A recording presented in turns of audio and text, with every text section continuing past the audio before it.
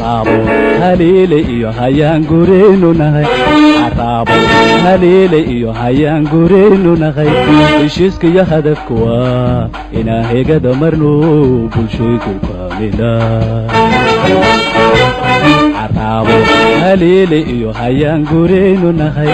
عرابو هليلي إيو هيان قرينو نهي إشيسك يا هدفكوا إنا هيقا دمرنو بلشويكو كاملا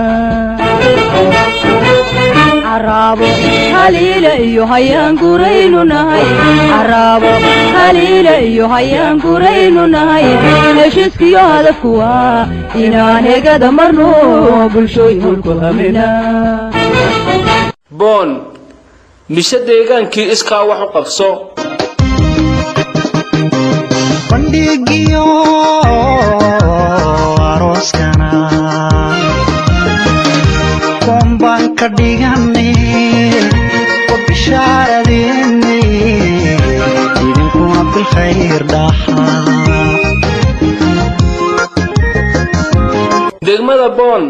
waxay ka tirsan tahay gobolkaasi Salal waxayna ku dhawaad 20 kiiloomitir dhinaca galbeed ka xigta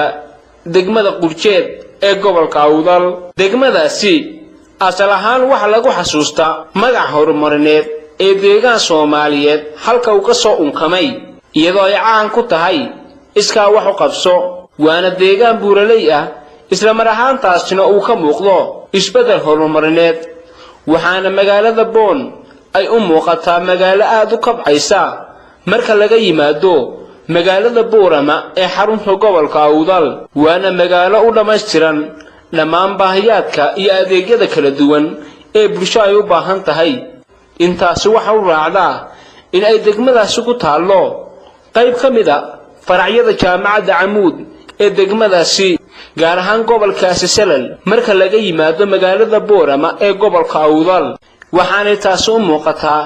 in faraca jaamacadda Amuud ee degmadaasi Boon ay tahay tan labaad ee ay ku leedahay guud ahaanba gobolada galbeedka Soomaaliland gaar ahaan gobolada Awdal iyo Salal ilaa ay laga gaarayo degmadaasi Lowyacado waxa kale oo degmadaasi aad loogu yaqaanaa ama ay caan ku tahay hilibka saloyga oo aad ay u yaqaanaan ama ay cuneen dadka dega gobolada galbeedka Soomaaliland maadaama deegaankaasi uu yahay magaalo marineed ama xudun ganacsi oo ay suuq kala gooshaan gawaarida tagaysa dalalka Itoobiya iyo Djibouti iyaga gali horumarka tilmaanta hoggaashiyo ku hiro horarta dhaba dhulkaagana hoos u dhugo عرابو هليلة إيو هيان قرينو نهي عرابو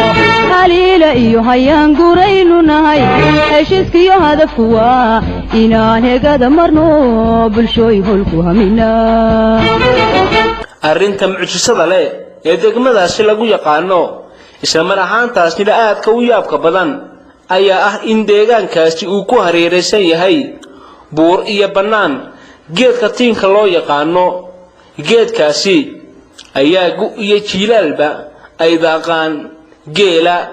waana geed u adkaysan kara abaarta xilli kasta oo lagu jiro waxaana sidoo kale muhiim ah in geedkaasi laga samayn karo shaambooyo iyo agab kala duwan haddii maalgelin loo helo si kastaba ha ahaatee ka ee ka soo jeeda degmadaasi Boon ayaa ah kuwa ka dhex muuqda bulshada gobolka Awdal kuna dhaxle sumcad iyo magac tusaale waxay noogu filan ganacsade Idris Xaaji Maxamed Saad oo kamida ganacsatada ka soo jeeda degmadaasi Boon isagoo ka qayb qaatay hanaanka horumarineed ee degmadaasi haday tahay xaq waxbarasho iyo xaq adeeg bulsho oo ay biyuhu ugu muhiimsan yihiin waxaana ganacsadahaasi degmadaasi ka hirgeliyay goobo waxbarasho oo ay ka manaafacaysteen dadka degan degmadaasi Boon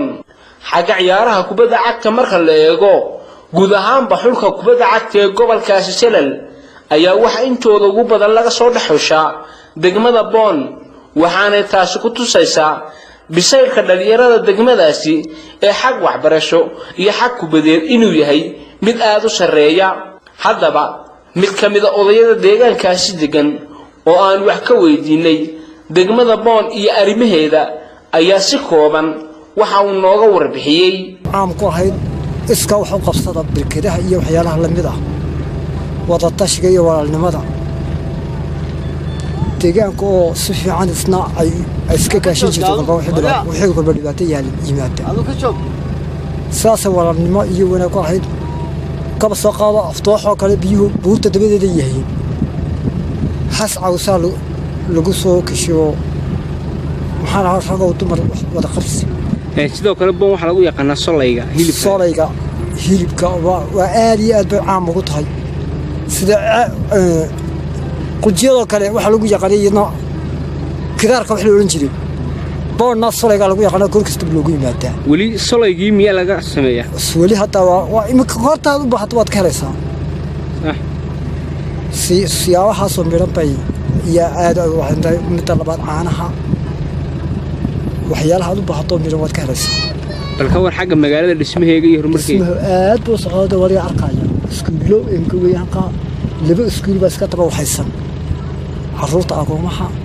iyo kuwa kale oo maxaan ahay alxigba qola yanay laan la yiraahdo oo iyana halka bilowday maxaa ugu markaa horumarka magaalada horumarka wallahi aad adu dhalinyartii boon ka baxday baa abaabulka keentay oo iyana maadaama ay baraarugtay dadkiina baraarujisiyana ay tiri صح marka bal magacaaga dadkan u sheegaya magacayga waxa la yiraahdaa sayid xasan cawl صح xagga bal dhaqashada xoolaha boon maxay dhaqataa waxay dhaqataa ari keel loo dameero adu adduunyadu afartii adduunyada inay shanta maalin adduunyada baa lacag afartii kala way jiraan hasa ahaatee wax xusid mudan in maamulka degmadaasi uu magacaabo wasiirka wasaaradda arrimaha gudaha Soomaaliland iyadoo aanay degmadaasi boon ahayn degmo laga soo doorto xildhibaano deegaankaasi ka soo jeeda waana hawl u taala xukuumadda Soomaaliland in ay dardar geliso si deegaankaasi u yeesho maamul iskood uga madax bannaan gobolkaasi Salal maadaama boon iyo Saylac oo ah xarunta gobolkaasi Salal ay isku jiraan masaafo aad u fog baahida maamul loo qabaayna waa mid ay bulshada degmadaasi boon ay aad ugu heelan yihiin si horumar buuxa loo gaadho isku soo wada duubo qurbajoogka ka soo jeeda degmadaasi ayaa looga baahan yahay in ay maal gashadaan degmada boon si horumar ballaaran loo gaadho iyadoona ay muhiimad u tahay in wadooyin la yeesho taasoo ay wadooyinkuna isku xidhayaan guud ahaanba magaalada Boorama ee xarunta gobolka Awdal iyo degmada boon si horumarka loo xoojiyo warbixintan waxa idin diyaariyay waa anigoo Nuux Kadiye tan iyo kulanti dambe isma dhaafne amaana Allah